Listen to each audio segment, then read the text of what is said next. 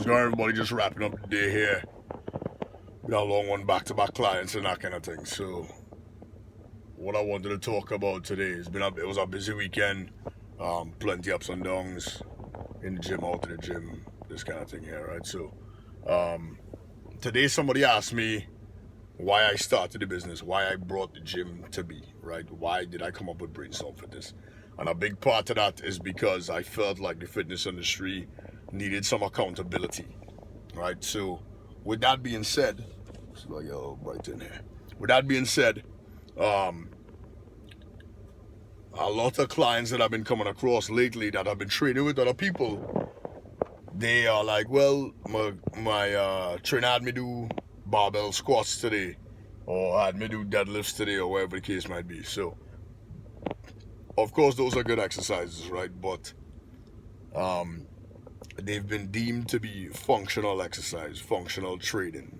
And the thing you all have to understand is that the word function varies from person to person, right? So there's no rule that says you have to do barbell back squats to get big legs. There's no rule that says you have to do deadlifts to get strong or to get strong hamstrings or glutes or anything like that, because you don't.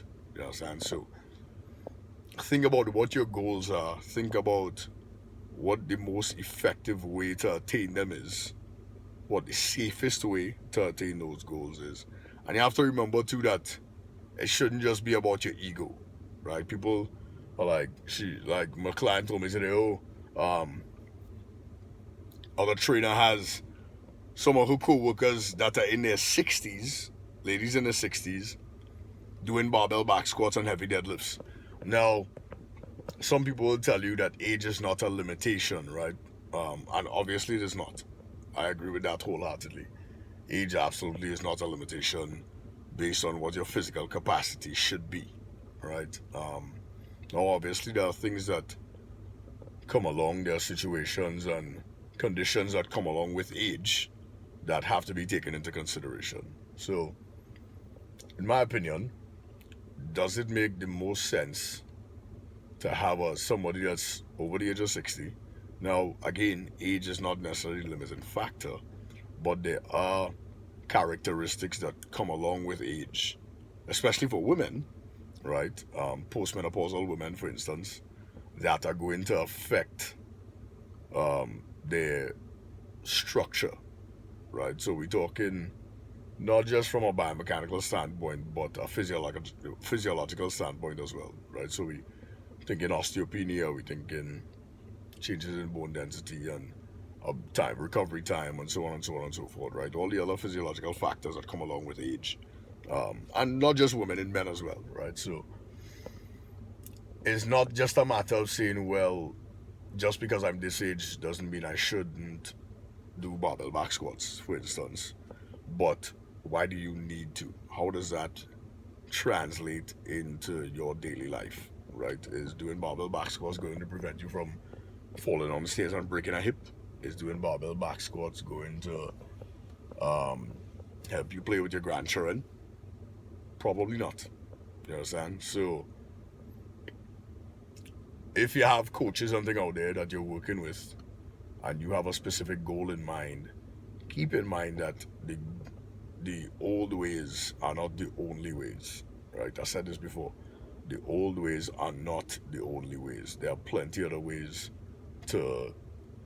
There's more than one way to skin a cat, basically, right? So, if your coach is not being innovative, if they're not being efficient, right? For instance, my brother Sean hit me up and wanted me to kind of review a workout plan that he downloaded from this app. I'm not going to say the name of the app and that kind of thing, but the majority of the exercises in the program were bodybuilding style exercises. Now, he's over the age of 40. Bodybuilding is not a concern of his, right? He wants to lose some weight, lose some fat, and the exercise selection is limited to selectorized machines that you could find in most gyms.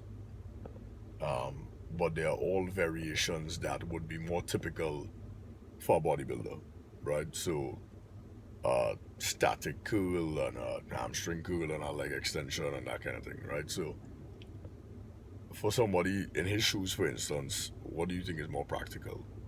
A leg extension, an hamstring curl, or some walking lunges, right? So be mindful of that. Be picky. If you're not, you should be, right?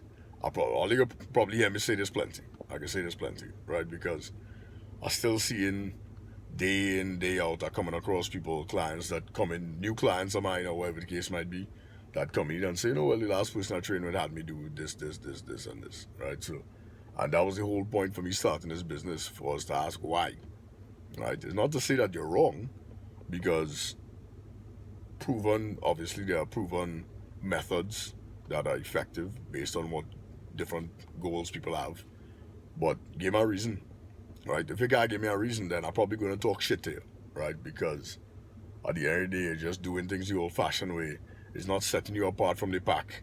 It is not raising the standard. It is not taking things up a notch. And you're really not doing a justice to your clients. And if you're a client that has a trainer, your trainer ain't doing you justice if they're having you doing the same old bullshit, right? You can download a YouTube video or whatever the case is and figure out how to do that. And sure, yeah, you might get the accountability. And some people, that's all they want, right? Because as trainers, we happen to be psychologists and therapists and all kinds of other shit. And that's okay, because that's what people need, right? So our job is to provide an outlet for most people. So with that being said, if that's what your trainer does for you, that's great, right? But if you have a specific goal in mind, that whether it's a movement thing or a aesthetic or a weight loss goal or whatever the case might be, and your trainer have you doing the same old shit, then I challenge you to find somebody better. And I ain't saying that's me, right? I don't say that's me at all. But my challenge to you would be to find somebody that is going to be a little more innovative, that is going to develop a program that's specific to you and what your goals are, and make that as efficient and effective as possible, right? At the end, it's about value. So I'm going to provide the highest value product and service to my clientele for the price point that they pay at the end. So that's my spiel for the night. It's a new week, right? So I'm going to try to be posting at least every day, at least once a day, talking about a couple different things. That's just something I kind of come across today, right? And if you're a trainer, step up your fucking game. Step your game up, right? Sorry for the cursing, right? But most all is a joke. Most all is a joke. If the shoe fits, wear it, right? Plenty of all is all show and no go, right? And all they're doing things that not going to last in the long run, right? So if you ain't thinking about some way to set yourself up, not just physically, but business-wise as well, right? Then all you're playing the game wrong, you understand? So reevaluate your programs and this kind of thing. And just because you have plenty of clients don't mean that you're doing that great, you understand? I try to train trainers, you know what I mean? Trying to train trainers to change their mentality about movement and about the product that they provide to people, right? So at the end of the day, that's the name of the game for me. So I do this to help people, right? So I'll see you all soon. Again, like, comment, hit subscribe. I'm really trying to get this page going, and the more and more time I have to spend on it, the better quality videos and thing I'll be able to get to you all. Right, I'm going to start using my camera and thing instead of the phone just now. So I gotta get better lighting and better audio and all this other kind of crap. So like, subscribe, share, comment, post, whatever the case might be, right? And I will talk to you all soon. Later.